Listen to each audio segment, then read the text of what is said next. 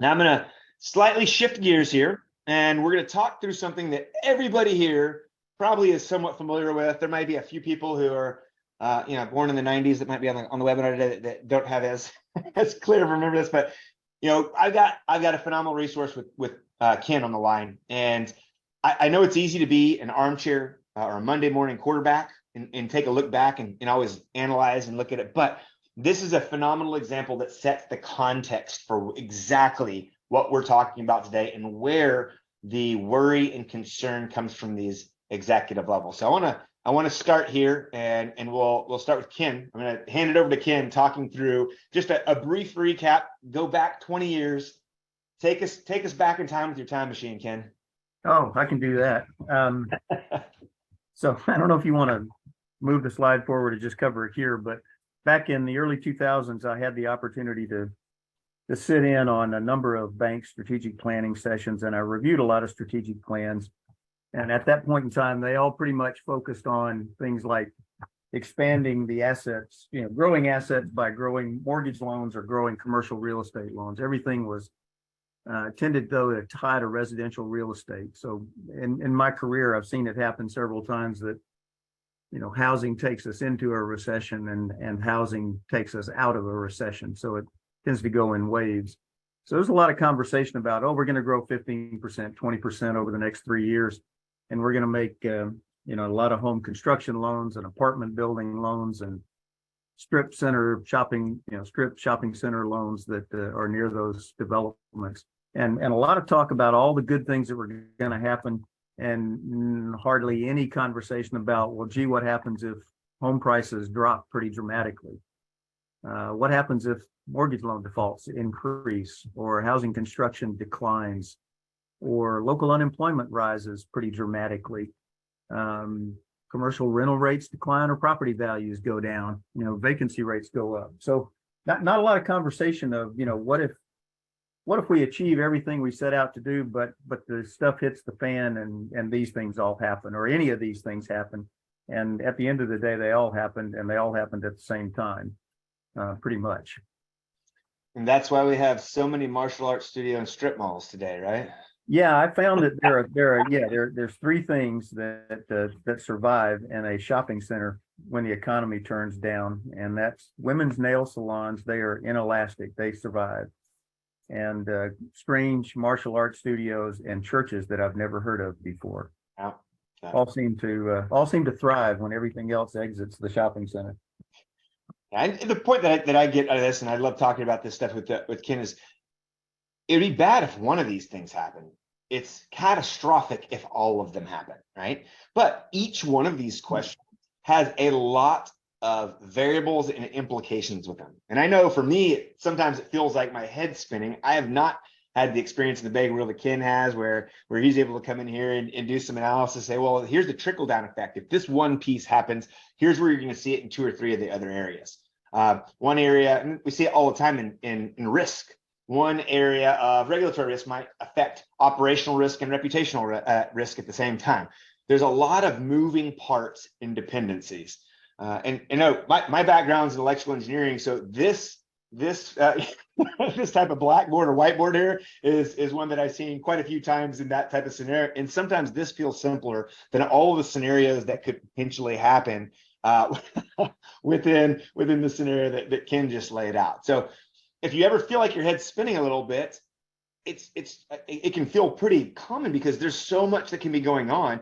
And when I'm pulling information from different places and I'm not connecting it together in a simple equation or being able to see one view with everything in one place, yes, it makes it a lot more complicated. So we're gonna walk through this example just a little bit more in depth. I'm gonna let Ken drive a few talking points here. Yeah, I'm gonna go through these quickly, Robert.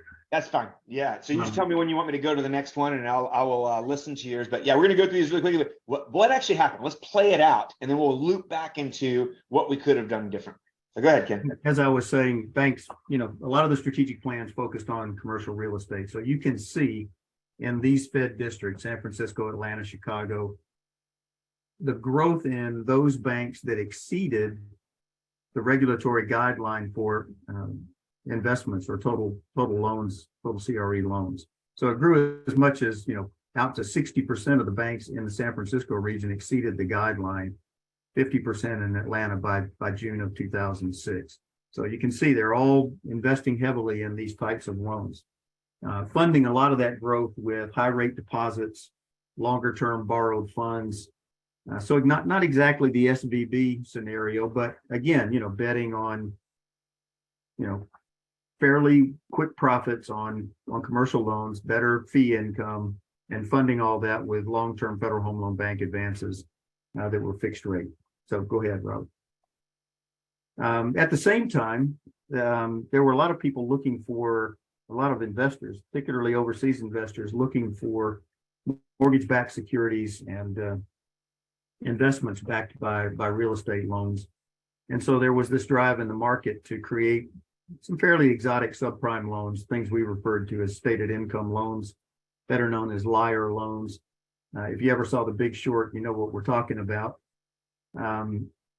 So you saw a lot of subprime loans originate in the early 2000s. And by, 2005-06, they were, had exploded.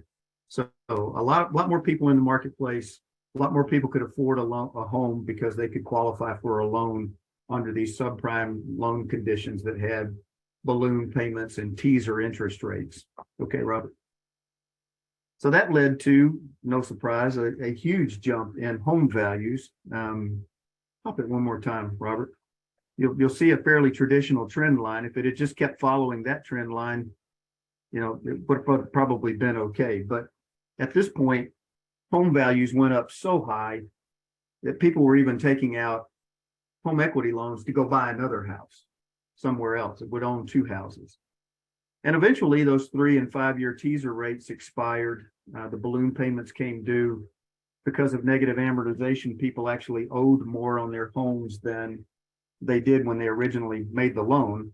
And so they, began to default. And once the default rate went up, then we don't need any more houses because we've got all these foreclosed houses. So housing starts plummeted. Robert?